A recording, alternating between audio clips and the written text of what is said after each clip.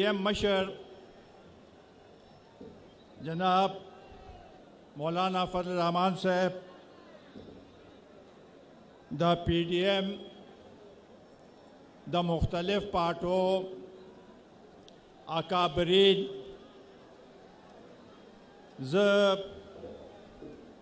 The पेखोर दे तारीखी मुकाम मानदे the आलीशान और तारीखी जलसा पदे जलसे वसातत सरा द PDM मशरानता पखैराले वैमा द खुशाल बाबा द रहमान बाबा सरजमीन मानदे नन चिकम तारीखी जलसदा और तासो कम तरीके सरा देखपल कायदीनों इस्तकबालों को पदे जस्तासो शुक्रिया अदा को नन ददेज अवाम पदा से जोश और खरोश सर रोती दी चे ददे जलसे मुंग तपता निश्ता चे कम हद पोरे दार से दले दाम यो तारीख ते ओसम डेर काफिले पलारी दी दास्तासो द PDM मशरानो आओ नन चकम मकसद द पारा मुंगा यो देशवियु दागे के चकम तासो जोश और जज्बा खोला न देना दा साबितीगी चे तेर इलेक्शन द दांदले इलेक्शनों आओ नन तासु साबित तकराब चे अवाम दिल तकी दी अवाम दिल ता मौजूद दी आओ द आगे द दांदले हुकूमत खिलाफ नन इद अदम एतमाद दे और तासु साबित तकराब चे दे सूबा के पदे खोर मान दे चे दा कम जाते शवे दे दा कम जुलम शवे दे न दागे जमवार चे सोक दी दा एस्टेब्लिशमेंट दागवी तदे नन दा पतो लगी चे मुंगा ददे सूबे खलक गैरतमंद खलक यू और गैरत और नंग लरू ददे दपारा बमुंगा हर किस्म कुर्बानियाँ तैयार हूँ इंशाअल्लाह ताला दा जमा उम्मीद दे चे मुंगा बा दा कुर्बानी दे कौम द पारा दे मुल्क द पारा दे वतन द पारा वर्काऊ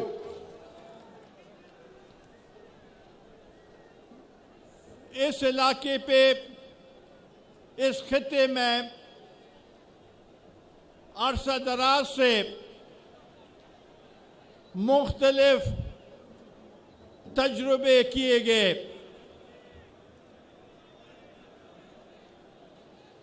और खुसूसन इस सूबे पे जितने भी तजुर्बे किए गए वो नाकाम हुए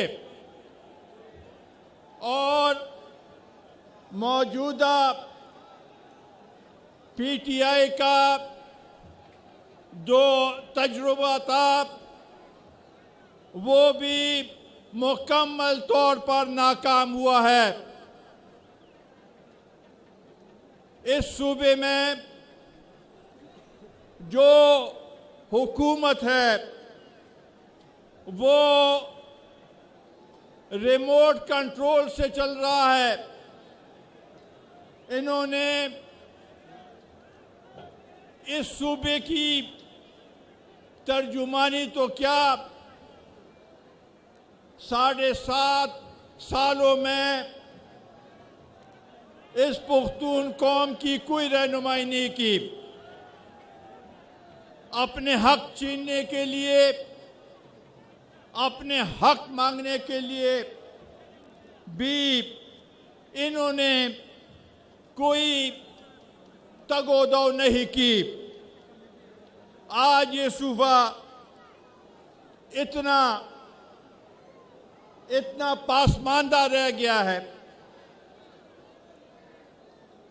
मैंगल साहब ने, डॉक्टर मालिक साहब ने बलूचिस्तान की पासमानदगी और वहाँ पर जो ज़्यादतियाँ और जुल्म हो रही है उसकी बात की। यहाँ पर हम पे जो गुजर रही है वो हमारी लोगों को मालूम है। यहाँ पर जब दहशतगर्दी उरूज पर थी तो मलकंड डिवीजन से लोगों ने नकल मकानी की, बूढ़ों बच्चों ने नकल मकानी की, खवातीन ने जो कभी घर से नहीं निकली थी पैदल वहां से निकले और मुख्तलिफ इलाकों में उन्होंने सकूनत इख्तियार की। इसी तरीके से साबिका फाटा में जो सूरत हाल पेश आई और ऑपरेशन शुरू हुआ तो हमारे फाटा के भाई भी, मर्द, खवातीन, बच्चे वहां से नकल मकानी उन्होंने की। रमज़ान के महीने में खेमों में रहते रहे, अब तक वापस बहाल नहीं हुए। ये कुर्बानियां हैं ये इस मुल्क के अवाम ने, खवातीन, बच्चों ने दी है। जहां पर कोई कारखाने नहीं, जहां पर मजदूरी के लिए कोई हमारे पास कोई ऐसे वसीले नहीं कि हम अपने बच्चों के लिए मजदूरी कर सके। हमारे पश्तून भाई कराची जाते हैं, मशरक़ वस्ता जाते हैं, मुख्तलिफ ममालिक में मेहनत मजदूरी करते हैं ताकि अपने बच्चों का पेट पाल सकें। हमें अपने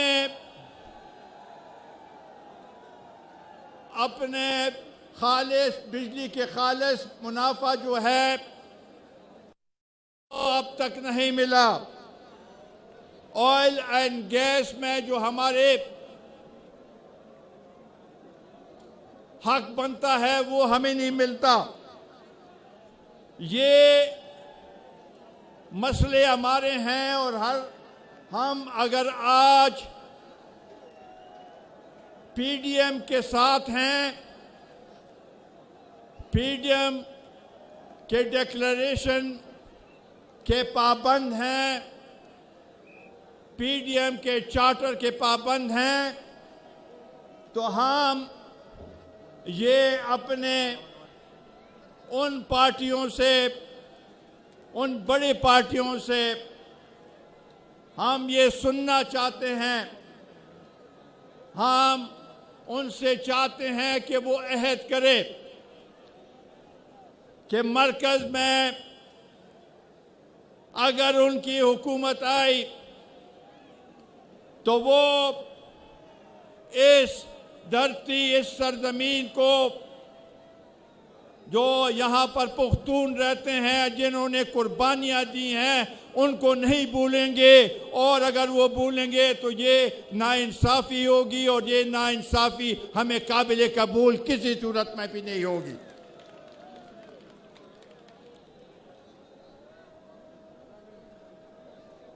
अठारहवीं तरमीम 2010 में 18वीं तरमीम की गई, जिसमें हम शामिल थे। इस तरमीम से हमें कुछ इख्तियारात सूबों को मुंतकिल हुए। गो ये नाकाफ़ी थे, लेकिन हमने कहा कि चले आइंदा और भी जदोजहद करेंगे और ज़्यादा से ज़्यादा सूबों को बाइख्तियार बनाएंगे। लेकिन लगता ऐसे है कि मौजूदा हुकूमत के नज़रें, इस नायल हुकूमत के नज़रें, इस सेलेक्टेड हुकूमत के नज़रें इस 18वीं तरमीम और NFC अवार्ड पर है कि इनको तब्दील किया जाए, ये इख्तियारात वापस लिए जाएं। हम समझते हैं ये असूली हमारा मौक़िफ़ है कि अगर सूबे बाइख्तियार होंगे, मईशी तौर पर, इंतज़ामी तौर पर, तो मरकज़ मजबूत होगा। ये नहीं हो सकता कि हम मरकज़ को मजबूत बनाएं और सूबे कमज़ोर हों। लिहाजा हम ये समझते हैं कि अगर किसी ने 18वीं तरमीम और NFC अवार्ड के साथ छेड़खानी की तो उसका हम डट के मुकाबला करेंगे और उसके लिए मैदान में निकलेंगे। और इंशाअल्लाह ताला ये हम समझते हैं कि कोई इसमें तरमीम नहीं कर सकता। हमारी पॉलिसियाँ सारी नाक़िस हैं। इस मुल्क की पार्लियामेंट नहीं चल रहा,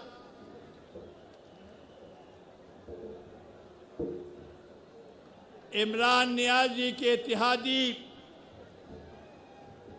उससे खुश नहीं, ऑपोजिशन को तो बिल्कुल दुश्मन के तौर पर देखा जा रहा है। ऐसे सूरत हाल में जब आप आईन की पासदारी नहीं कर सकते, पार्लियामेंट को नहीं चला सकते, सूबों को अपना हक नहीं दे सकते, तो ये तो जमहूरियत नहीं हुई, ये तो बादशाहत हुई। और ये अपने आप को बादशाह समझता है और समझता है कि मैं सब कुछ हूँ और इस मुल्क के जो लोग हैं, अवाम हैं, उससे मेरा कोई रोना धोना नहीं। इसी तरीके से अफगानिस्तान का मसला एक नाजुक मसला है। हमारे कुर्बत है, हमारा आपस में वहाँ के लोगों के साथ और उनके वहाँ पर उनके ऊपर मुश्किल हो तो वो मुश्किल हमारी है। इसलिए जो भी फैसला हो अफ़गानिस्तान में, जो फैसला हो तो मशवरा जो है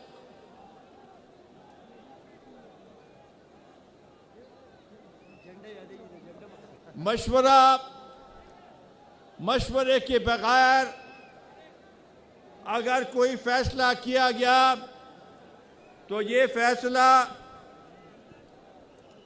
हमें काबिल कबूल नहीं होगा। अफ़गानिस्तान के मसले पे यहाँ के पश्तून लीडरशिप को एतमाद में लेने की ज़रूरत है। उसके बगैर यहाँ के पश्तून लीडरशिप के एतमाद के बगैर जो भी फैसला होगा वो हमें काबिल कबूल किसी सूरत में भी नहीं होगा। फाटा के वो अजला जो कि अब खैबर पख्तूनख्वा का हिस्सा बन चुके हैं, उन इलाकों में हम सब ने ये हमारी ख्वाहिश थी कि वो हमारे भाई हमारे साथ मिले। आईनी तरमीम हुई, यहाँ पर साबिक वज़ीर आज़म खाकान अब्बासी साहब उस वक्त वज़ीर आज़म थे। उनकी मौजूदगी में पार्लियामेंट में फाटा के इंतज़ाम का इनेकाद हुआ और हम सब ने उसके लिए वोट दिया। लेकिन लगता ये है कि मौजूदा हुकूमत वो जो हमारी कामयाबी थी उस कामयाबी को नाकामी में तब्दील करना चाहते हैं। फाटा में जो सूरत हाल है और वहाँ के लिए जो वसाइल की ज़रूरत थी और जो वादा किया गया था कि 100 अरब सालाना 10 साल के लिए फाटा के लिए मुख्तस किए जाएंगे, वो वसाइल अब तक नहीं मिले।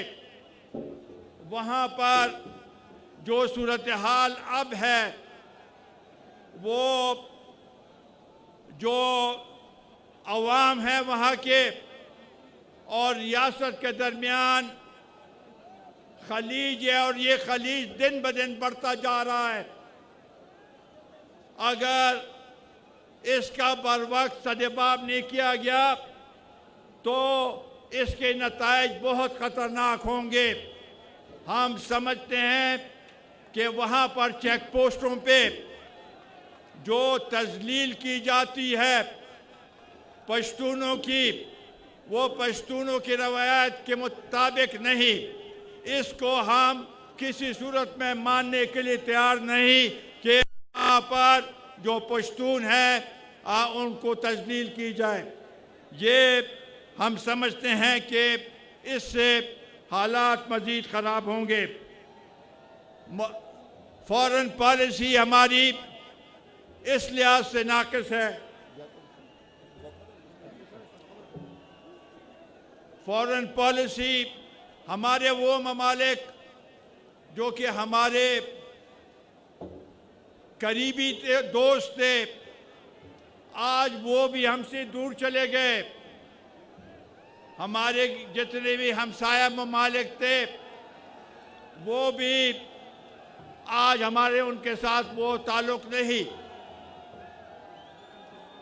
मिडल ईस्ट, मशरक़ी वस्ता में जहाँ पर लाखों के तादाद में पश्तून बसते हैं, वहाँ पर वो हमारी जो है कुर्बत ना होने की वजह से शायद उनको भी खतरा है कि वो वापस अपने घरों को वापस बेच दिए जाएं। ये हमारे लिए और इस सूबे के लिए नाइंसाफ़ी होगी, जुल्म होगा, और इससे ये हमें बर्दाश्त किसी सूरत में भी नहीं कर सकेंगे। ये सब हम समझते हैं कि मुल्क में मसनूई लीडरशिप का खात्मा ज़रूरी है और हकीकी लीडरशिप को सामने लाने की ज़रूरत है। वो आप ही ला सकते हैं, अवाम ही ला सकती है, अवाम ही मुंतखब कर सकती है। और आज जो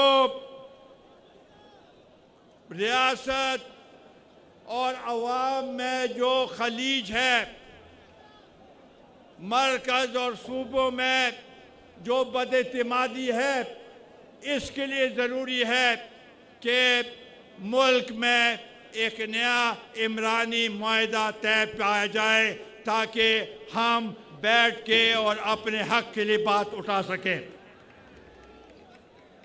इसी तरीके से मईशत को मुस्तहकम करने के लिए मईशत तब मुस्तहकम होगी जब सियासी मुल्क में सियासी इस्तेकाम होगा।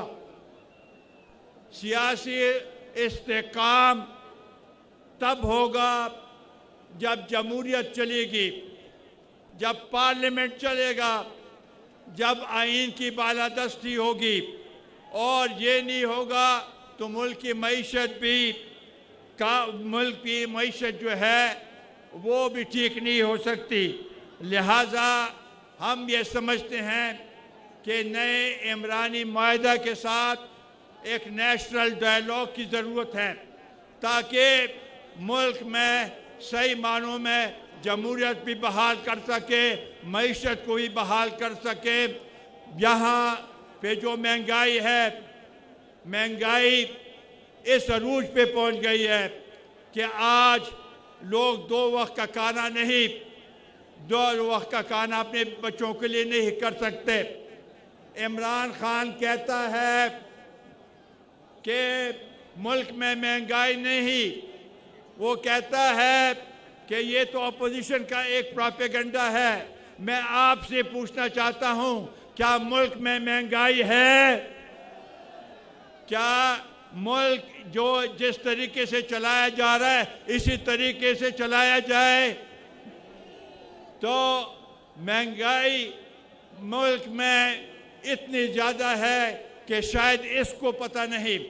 ये कहते हैं कि हमारी मईशत को इस्तेकाम मिल रहा है, कोई इस्तेकाम नहीं।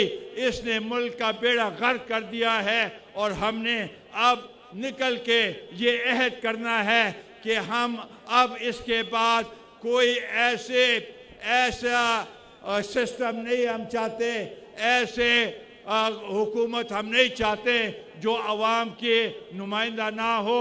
उसके लिए हम सब मिल के उसको मुस्तरद करेंगे इंशाअल्लाह ताला। ये हमारा आपके साथ कॉल है। बहुत बहुत शुक्रिया।